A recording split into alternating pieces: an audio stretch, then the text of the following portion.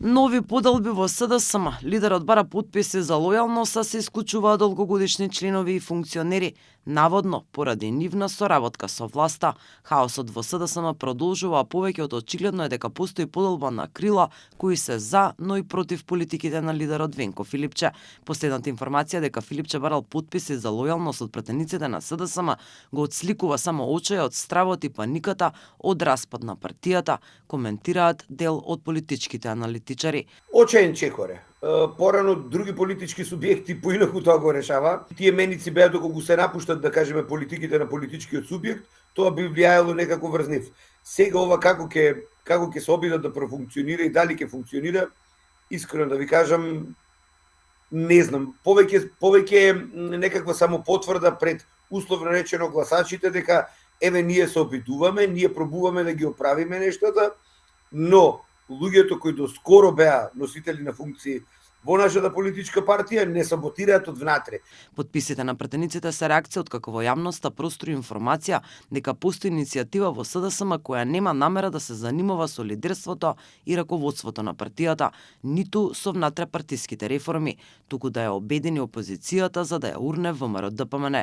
Лидерот Венко Филипче обвинува дека иницијаторите на новото движење се координирани од владачката партија за да ја расцепкаат опозицијата, додека партијата тони на површина излегуваат внатрепартиските конфликти.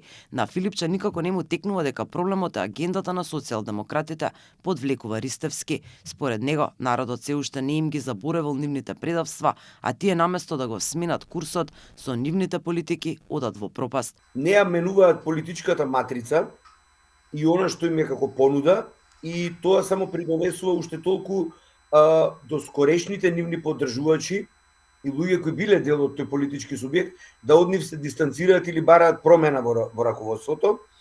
И сега имаме една рефлексна реакција на актуелното раководство, каде што наместо да ги придобие или да ги придобие тие кои се не согласуваат со нив, или пак да се обидат да јасно и квалитетно аргументираат, тие одат со можеби најлошиот чекор, тоа е отстранување од политичкиот субјект, што е мач со двеоштрици. Венко му замери и му се закани со исклучување на Шилегов од СДСМ поради неговата најава за иницијатива со луѓе од партијата за препуштање на партијата на други луѓе и структури, бидејќи СДСМ според него оди на кај политичко исчезнување.